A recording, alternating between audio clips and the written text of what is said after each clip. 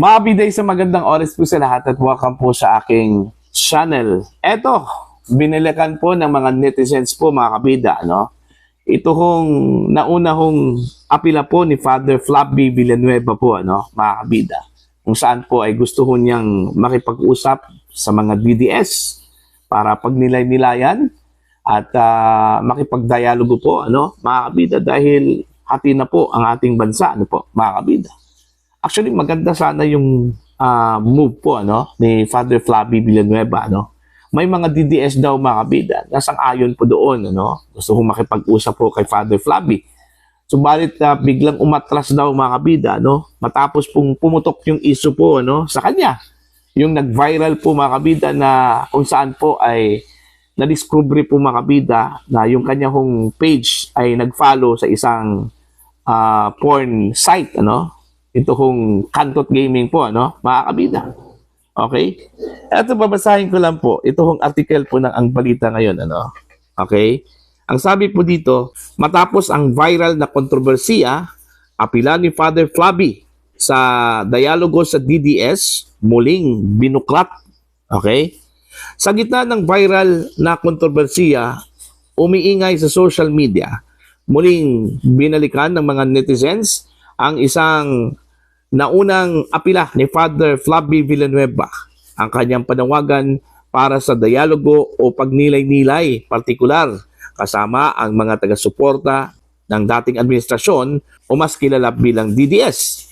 Sa nasabing pahayag, taos-pusong inanyayahan ni Father Flabby ang sinumang handang makipag-usap kahit isa o dalawa lamang sa isang araw upang magbigay daan sa mas malalim at mapayapang pagnilay-nilay sa mga isong patuloy na naghahati sa lipunan. Ito yung sinabi po ni Father Flabby po, ano, mga kabida. Sincero ako na nakikiusap kahit isa o dalawa isang araw, may maanyayahan akong DDS na halika, mag-usap tayo, pagnilay-nilayan natin. Ano? Pero dito ho mga kabida, sa post po ng Ang Balita ngayon, meron sanang gusto hong tumugod dito, ano? Mga kabida, marami po eh. Kaso lang po eh, bigla hong umatras, ano? Dahil ho dito sa skandalo na lumabas, ano? Ito hong nag-viral po mga kabida na page di umano ni Father Flabby na nag-follow po sa isang porn site, ano? Mga kabida, ito hong Kantot Gaming. Okay? Bigla hong na-discourage po mga kabida itong ilan ho sa mga DDS, ano? Actually, maganda yung gusto ho, ano, ni Father Flabby po na makipag-usap, dialogo, ano? Kasi po, sa totoo lang, ano, mga kabida, eh, hati-hati na po ang mga Pilipino ngayon, ano? Kaya nga, sabi nga nila, eh, hindi daw stable yung ating politika ho sa Pilipinas kasi nagbabangayan po mga kabida yung mga pinaka matataas na opisyal po, ano, ng ating bansa, ano po. Okay? Dahil lang po sa politika, dahil ho sa hindi ho nila pagkakaintindihan po mga kabida, kaya pati yung mga supporters eh happy na rin, ano? Okay? Pero ang problema lang po kasi, ano, mga kabida, okay na sana yon. Eh bigla hong pumutok itong issue, ano? Kung ikaw po DDS, kaya mo bang makipag-usap, ano, kay Father Flabby, ano? Mga kabida. Okay? So, discussy po. Kung sa Bisaya pa yan, discussy. So, dahil no sa nangyari, ano, sa halip na maraming DDS sana na gusto kong makipag-cooperate, ano, kay Father Flabby, ano, gustong makipag-usap para naman po eh malaman po ng pare yung desisyon po ng mga taga-suporta po ng mga Duterte, ano, kung bakit sila sumusuporta po sa mga Duterte, at least mapaliwanagan po mga kabida, no, ito hong pare. Kaso lang eh, hindi ho natuloy, ano, marami hong umatras dahil ho dito sa kontrobersiya na kinakasangkutan po ni Father Flabby Villanueva po, ano.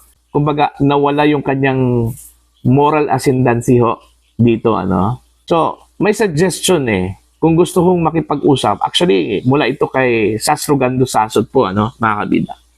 Okay? Matapos pong malaman po ni Sas na yun yung gusto ho ni Father Flabby, ano, mga kabida. May suggestion po siya, no? Kung gusto talaga niyang makipag-usap, ano, sa isang DDS, mga kabida, gusto niyang doon siya makipag-usap po kay Dean Chase. Titingnan natin kung uubra ba ito kung si Father Flavie Villanueva po kay Dean Chase, ano, mga kabida. Diba? Doon po siya makipag-usap kay Dean Chase. Yun, die hard yun. Ano? Die hard. Totoong DDS po yun, ano, mga kabida. Oh. See? Tingnan natin kung magbubunga ba yung kanila hong pag-uusap. Okay? Ni Father Villanueva at saka ito hong si Dean Chase po, ano, mga kabida. Ano po. Kasi, pag dito ho sa Pilipinas, kung DDS ang kailangan po ni Father Flavie, ano, malamang aayaw na po yon. Okay? Matapos po ang kontrobersiya po, mga kabida. Ano po, no? Okay. Alam nyo, sa totoo lang, wala akong problema kung pare po, makikialam po sa politika, ano po, mga kabida. Ano? Kasi po, lahat naman po tayo, may karapatan po, ano, na mangialam po, lalong-lalo na po, mga kabida, kung ang pinag-usapan po natin dito, yung kapakanan po ng bansa, no? Mga kabida, ano po.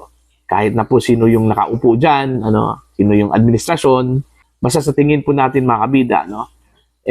Kailangan hong mangialam po tayo, ano?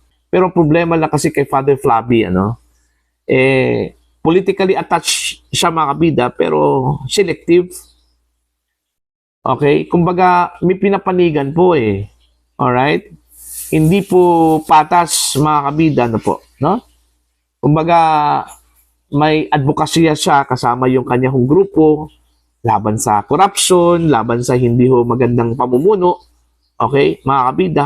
Pero ang binabanatan po nila, yung mga Duterte, okay, ni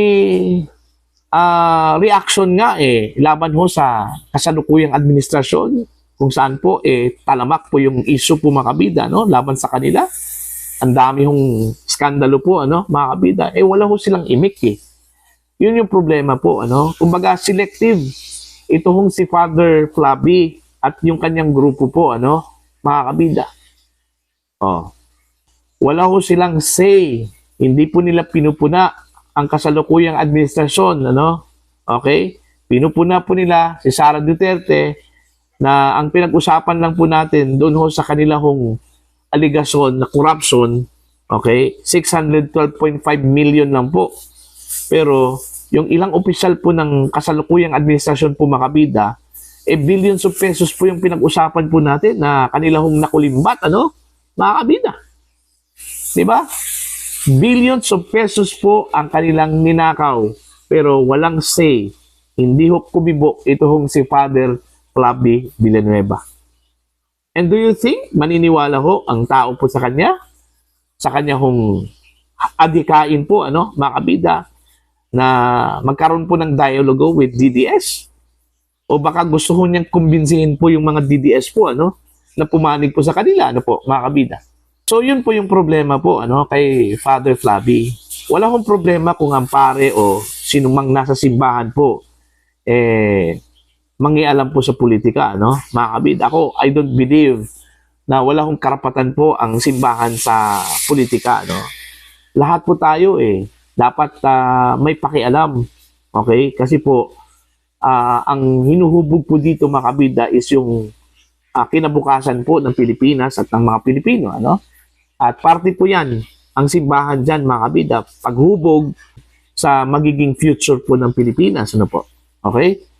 So, dapat may pakialam po ang simbahan, no? Kaso lang, yung iba po, mga kabida, wala kumbaga bias po yung ibang mga nasa simbahan po. In fairness doon ho sa mga may malalawak na pag-iisip po, ano, mga kabida. Okay? Na taong simbahan po. Hindi ho katulad ni Father Villanueva po, ano, mga kabida. Na ang tingin po sa kanya, parang hindi na po pare, ano? Okay? So, yun lang po, no? Kung gusto talaga niya makipag-usap po sa isang DDS, tama yun si Sastrogando Sasot po. Doon po siya makipag-usap po kay Dean Chase po, ano, mga kabida. Para magkaalaman po, mga kabida. Baka naman po siya yung ma-brainwash po ni Dean Chase po, ano, mga kabida, ano po. Okay? At aanin po sa DDS. Ito kong si Father Flavie, ano? So para po sa inyo, ano po ang inyong opinion at pananaw ho dito, dito ho sa apila po ni Father Flavi na makipag-usap, makipag-dialogo po sa DDS po mga kabida, Okay? Para pag nilay-nilayan daw, okay, mga kabida, yung mga nangyayari ho sa bansa, Basta wag lang ho niyang pilitin po ang mga DDS na umanib sa kanya o sa kanilang grupo, mga kabida. Kung gusto ho nilang purely discussion lang po, okay, wala akong problema yan, mga kabida. Papayag yung mga taga-suporta po, ng mga Dutertes po, mga kabida, Pero kung magkaroon po ng sapilitan, kung i-brainwash po, mga kabida, ito ho mga DDS, okay, na makipag-usap po sa kanya, hindi na po yun maganda, po, mga kabida. Okay? So, please comment down sa mga hindi pa po subscribers sa channel. Please subscribe, just click the subscribe button. Click the notification bell, click all para updated po kayo mga kabida sa aking mga uploads. Maraming salamat po sa inyo lahat.